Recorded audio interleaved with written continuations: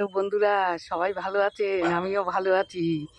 দেখুন, সুন্দর একটা রেসিপি নিয়ে চলে আসলাম। হ্যাঁ, কড়াতে তেল দিয়ে, তেল তো গরম হয়ে গেছে, পেঁয়াজ কুচি দিয়ে দিলাম, ক্যাপসিকাম দিলাম, রসুন বাটা, আদা বাটা, লঙ্কার গুঁড়ো, হলুদ, লবণ দিয়ে একটুখানি জল দিলাম।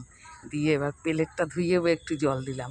দিয়ে এটাকে বেশ সুন্দর করে কষিয়ে নেব। দেখুন কি রেসিপিটা হয়।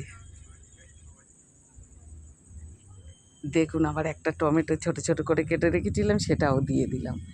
দিয়ে এবার ভালো করে বেশ কষাচ্ছি। তারপরে দেখুন, খাসির মাংস সিদ্ধ করে রেখেছি। প্রেশার কুকারটা খারাপ হয়ে গেছে, ওই জন্য ছোটো জায়গায় করে আলাদা সিদ্ধ করে নিয়েছি।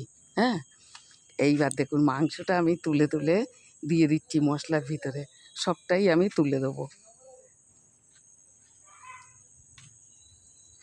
সিদ্ধ করে নিলে বেশ, আমি ওতে একটু সরষের তেল দিয়েছি, একটু লবণ দিয়েছি, একটু হলুদ দিয়েছি, একটু লঙ্কার গুঁড়ো দিয়েছি। দিয়ে এইটাকে ঢেকে দিয়েছিলাম গ্যাসের জোর কমিয়ে। বেশ সুন্দর সিদ্ধ হয়ে গেছে দেখুন।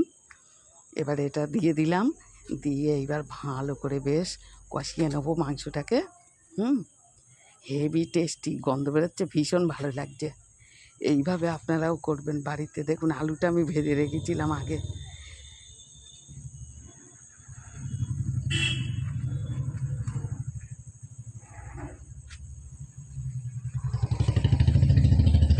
দারুণ লাগছে গন্ধটা, দেখুন কত সুন্দর লাগছে।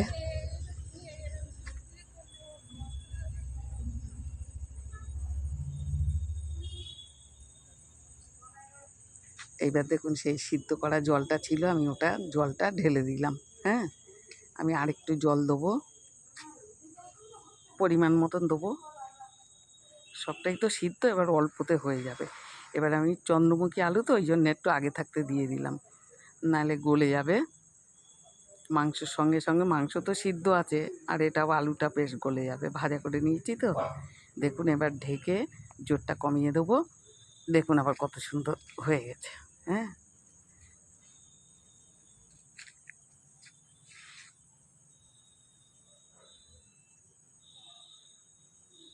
এইবার দেখুন, আমি একটু গোটা গরম মশলা দিয়ে দেবো। একটু সিদ্ধ হয়েছে কিনা দেখে নিলাম।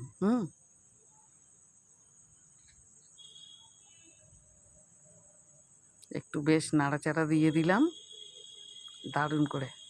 বন্ধুরা, দেখে তো খুবই ভালো লাগছে, আর দারুণ গন্ধ বেরোচ্ছে জানেন তো। আবার একটুখানি ঢেকে দেবো। দিয়ে জোরটা কমিয়ে দিলাম। দিয়ে দেখুন, নাবিয়ে নিলাম না, ঢাকনাটা তুলে নিলাম আর কি। এবার আমি পাশে একটা জায়গা নিয়েছি, নাবিয়েও নিয়ে নেব। দেখুন কত সুন্দর হলো বন্ধুরা। ভিডিওটা সবাই দেখবেন, ভালো লাগবে।